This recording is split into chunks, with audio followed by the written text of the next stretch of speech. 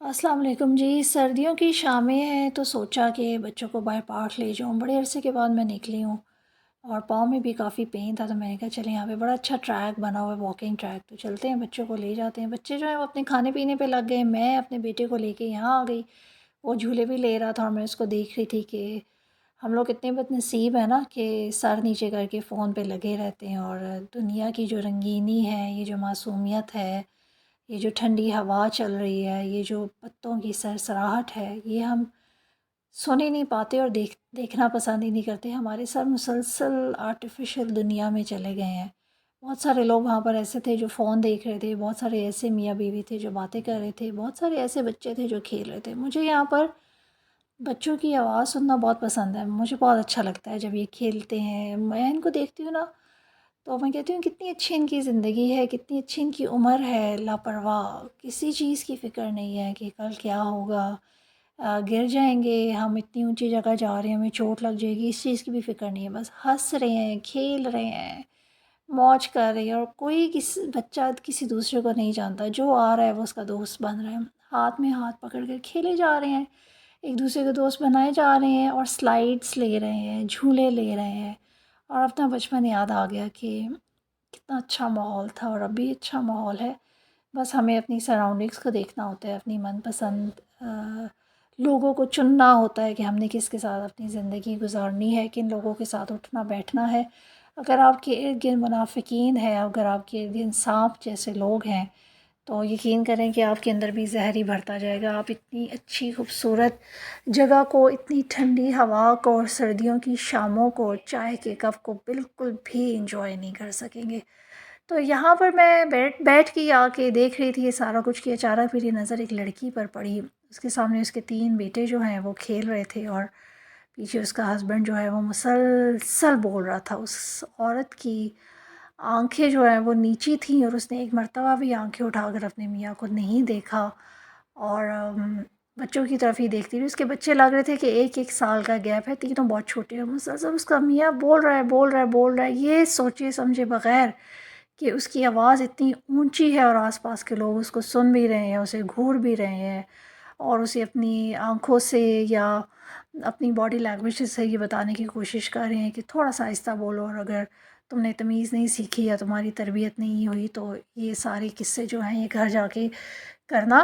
اور اس عورت کی جان فی الحال بخش دو جو یہاں پر اپنے بچوں کو پارک میں لے کر آئی ہے خوش ہونے کے لیے۔ اس عورت کی آنکھیں نیچے تھیں، اور اس کا چہرہ ایسے تھا کہ جیسے وہ ابھی رو پڑے گی نا۔ مجھے نہ سمجھ آ گئی تھی کہ وہ اس کو کیا کہہ رہا تھا، کسی چیز پر اس کو ڈانٹ رہا تھا، برے طریقے سے ڈانٹ رہا تھا۔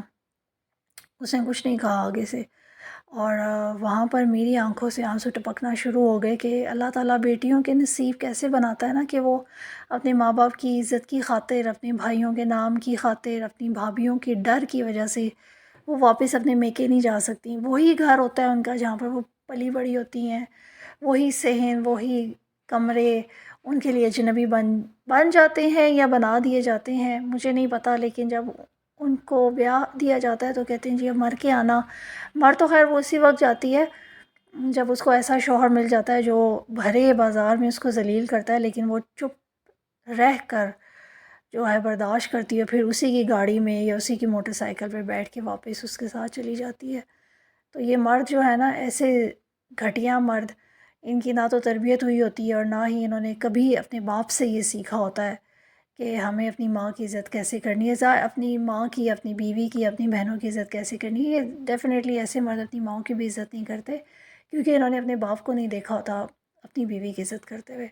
تو یہ سارا سائیکل ہے، اس چیز پر بھی ماں پہ الزام آ جاتا ہے۔ ہو سکتا ہے ماں بہت اچھی ہو، لیکن بہت زیادہ کوالٹیز باپ کی طرف سے بھی جینیٹکلی بھی بچوں کے اندر آتی ہیں۔ تو اب زیادہ تر تربیت بیٹوں کی بھی کرنے کی ضرورت ہے، کہ جب آپ کسی کی بیٹیاں لے کر آتے ہیں تو انہیں بھری محفل میں ایٹ لیسٹ ذلیل نہ کیا کریں، اور انہیں اس طرح سے نہ دیکھا کریں کہ جیسے وہ کوئی حقیر یا حقارت کی چیز ہے۔ آپ کا جب سانس نکلے گا، یا جب آپ اس پوزیشن میں ہوں گے کہ جب آپ کے پاس آپ کے بہن بھائی نہیں آئیں گے، یا کوئی ایسی بیماری آپ کو لگ جائے گی، تو اس وقت آپ کی بیوی ہی آپ کے ساتھ کھڑی ہوگی، چاہے آپ کتنی گندگی کی حالت میں کیوں نہ ہوں۔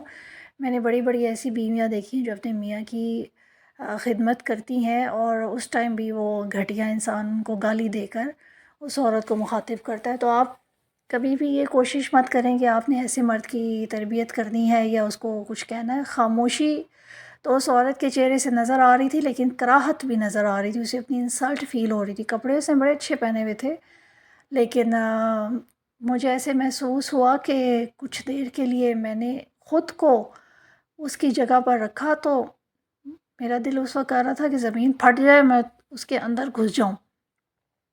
ایک زندہ لاش کھڑی ہوئی تھی میرے سامنے. وہ اس کی آنکھیں نیچے تھی، اس کا چہرے کا زاویہ بدل چکا تھا، بالکل سفید ہو گیا تھا اس کا رنگ. اور اس وجہ سے اس نے آنکھیں نہیں اٹھائی ہوں گی کہ آس پاس کے جو لوگ مجھے دیکھ رہے ہیں وہ کیا سوچ رہے ہوں گے میرے بارے میں. اس آدمی کو تو اپنی عزت کا کوئی خیال نہیں تھا، اسی لیے وہ اس کو ذلیل کر رہا تھا.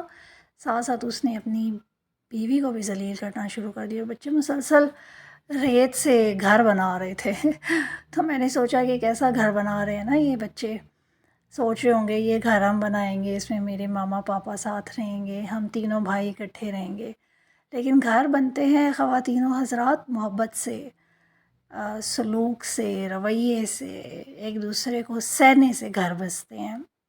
ایک دوسرے کو ذلیل کر کے گھر نہیں بستے. اگر گھر بستے یا کسی عورت کی قربانی کو دیکھا جاتا تو فردوس جمال صاحب دیکھتے اپنی بیوی کی قربانی کو. اس عورت کو دیکھ کے نا مجھے ایک دم سے ان کا چہرہ یاد آ گیا کہ وہ کتنی بوڑھی ہو گئی ہوں گی ان کی وائف، اور ایسا مرد جو ان کو ملا، جو ایک ایکٹر بھی ہے جس کو ایوارڈ بھی ملتے ہیں، جو بڑے آرام سے ایک شو میں آ کے کہتا ہے کہ جن کو میں نے بڑی اپنا بنانے کی کوشش کی وہ میرے نہیں بنے. تو ہم نے ان کے بیٹے کی بھی ویڈیو دیکھی، ان کو بھی سنا، اور آفرین ہے اس ماں پر جس نے اپنے بیٹے کی ایسی تربیت کی ہے، اور شاباش ہے اس پر کہ اس کے بیٹے کے اندر ذرا بھی باپ کا رنگ نہیں ہے الحمدللہ. لیکن اس نے اپنے باپ کے اگینسٹ کوئی بات نہیں کی، صرف یہی کہا کہ جب آپ کو کینسر تھا تو ہم آپ کے ساتھ تھے، تو اس وقت آپ نے یہ اسٹیپ کیوں نہیں اٹھایا. تو اب تو بڑھاپے میں آ کے فردوس جمال صاحب نے اپنے آپ کو ہی ذلیل کر لیا ہے، اور سچ جو ہے وہ چھپتا نہیں ہے. لیکن میں اس عورت کے بارے میں سوچ رہی تھی کہ وہ کیا سوچتی ہوں گی اس وقت کہ مجھے اتنے سالوں کے بعد اگر اس نے مجھے طلاق دے دیا تو یہ جو میرا ہم سفر ہے جس کے ساتھ میں نے زندگی کے اتار چڑھاؤ جھیلے ہیں، وہ اس عمر میں آ کے اس نے مجھے رسوا کر دیا، تو یہ اسٹیپ وہ پہلے ہی لے لیتا. لیکن بہرحال بچے ان کے ساتھ ہیں. میرے خیال سے اللہ اگر وہ مجھے لگتا ہے کہ وہ حق اور سچ پر ہے تو ان کا بڑھاپا اور ان کی زندگی اب خراب نہیں ہوگی. کچھ لاشیں جو ہیں وہ زندہ ہوتی ہیں اور انہیں دفن بعد میں کیا جاتا ہے، اور ایک طرح سے اچھا ہی ہوا کہ ان کا بڑھاپا سیو ہو گیا فردوس جمال کی وائف کا، کہ اگر آگے بھی وہ ان کے ساتھ زندگی کے اور ٹائم گزار لیتی تو شاید اور زیادہ ذلیل ہوتی. تو بہرحال موت جو ہے وہ ایک پردہ ہے، پردہ اٹھاتی ہے وہ اس وقت انسان کے چہرے سے. بظاہر تو وہ سب کے سامنے دنیا میں بہت اچھا بولتا ہے، بہت اچھا چلتا ہے، بہت اچھے کپڑے پہنتا ہے، لیکن موت کے وقت اس کا سب راز فاش ہو جاتا ہے. تو بہرحال اس عورت کو دیکھ کے میرا دل کیا کہ میں دعا کروں کہ اللہ تعالیٰ میری بیٹی کو اور آپ جو سننے والے ان سب کی بیٹیوں کو اللہ تعالیٰ ایسا شوہر نہ دے جو بھرے بازار میں ایک عورت کو ذلیل کر رہا ہے، اس کی بیوی ہے، اس کے بچوں کی ماں ہے. جو مرد اپنی بیویوں کو عزت نہیں دیتے ہیں وہ عورت کبھی ان کے لیے دعا نہیں کرتی. بہرحال بہت اچھا لگا آپ لوگوں کے ساتھ گپ شپ کر کے. مجھے کمنٹس میں بتائیے گا کہ آپ کو میری باتیں کیسی لگتی ہیں. Do like and subscribe my channel. Thank you very much.